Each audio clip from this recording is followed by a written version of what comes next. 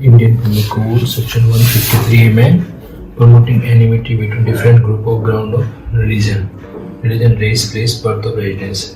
ये रिलीजन वाला वर्ड संविधान के अंदर भी, कॉन्स्टिट्यूशन भी आ रखा है ना, आर्टिकल 15 के अंदर, यानी कि फंडामेंटल राइट्स में।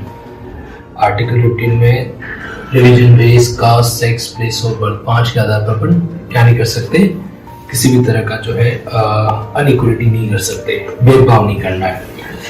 इसमें चार्ट्स में एक बार देखो मैं इसको, कॉन्स्टिट्यूशन के अंदर फंडामेंटल राइट्स में टोटल आर्टिकल 12 से लेकर 35 तक सारा जो है एक रेंज आ गया, ठीक है।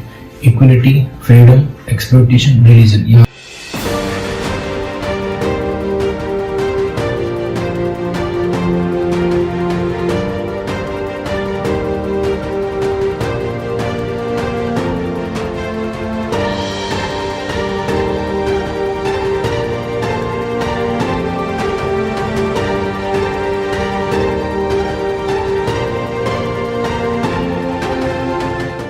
रिलीजन का कॉन्स्टिट्यूशन में और भी कहीं पर जिक्र हो सकता है क्या?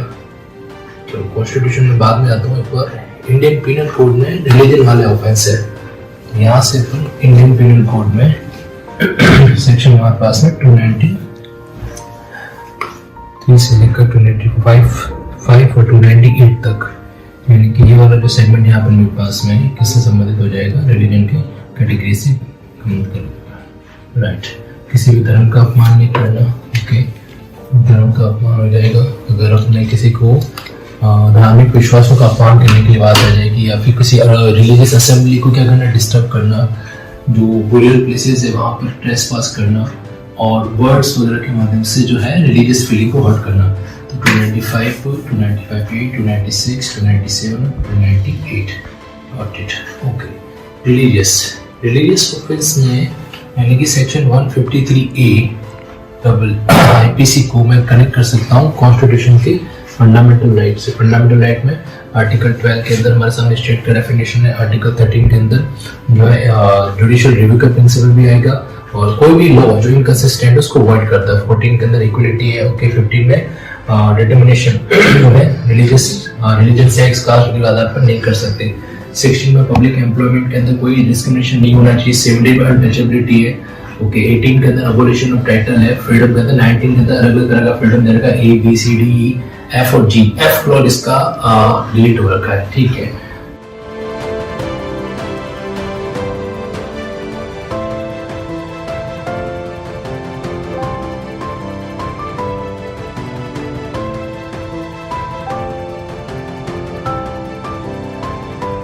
मतलब यहाँ पे 311A के अंदर जो साइन सिग्नेचर के लिए कह रहा है 311A का, उसको आप 73 में एविडेंस में इस्तेमाल कर सकते हो। तो यहाँ पर इसको मैं लिंक विद कर देता हूँ, link with CRPC 311A, okay, done. चलो ये क्लियर हो जाएगा मेरे यहाँ से, ठीक है। उसके बाद में सिग्नेचर का और भी पॉइंट है, उसी के अंदर सेक्शन 45, 47 और 67, इनमें भी तो सिग्नेचर आ रहा है, ठीक है, डन। चलो फिर विड्रॉल कंपोजिशन वाला मामला यहाँ पर आ जाएगा। पावर टू एग्जामिन 313 के अंदर oral argument, accused competent witness है। कॉम्पिटेंसी ऑफ विटनेस की प्रोविजन एविडेंस में कहाँ पे दे रखे हैं? बर्डन ऑफ प्रूफ खत्म होता है, उसके बाद स्टॉपल आता है 115, 116, 117 तक, ठीक है। उसके बाद में 118, यहाँ 118 में विटनेस कौन हो सकता है, और डम विटनेस के केस में इसको कैसे डील करेंगे? विटनेस और पार्टीज टू सिविल सूट। तो इसके साथ में कॉम्पिटेंट विटनेस के साथ में यहाँ पे लिख सकता हूँ मैं लिंक विद 315 CRPC, मतलब 118 एविडेंस प्रोविजन जब भी पढ़ना मुझे इसको लिंक करना है किसके साथ में? 315 CRPC, क्योंकि सब में कॉम्पिटेंसी ऑफ विटनेस की बातें तो कर रहा है, ठीक है। 315 कुछ स्पेशल प्रोविजन होगा, 315 के लिए मेरे को एक बार वेरिएंट देखना पड़ेगा, चलो ठीक है, क्योंकि उसमें रिटन कंसेंट का भी कोई इशू था, चलो ठीक है, ओके।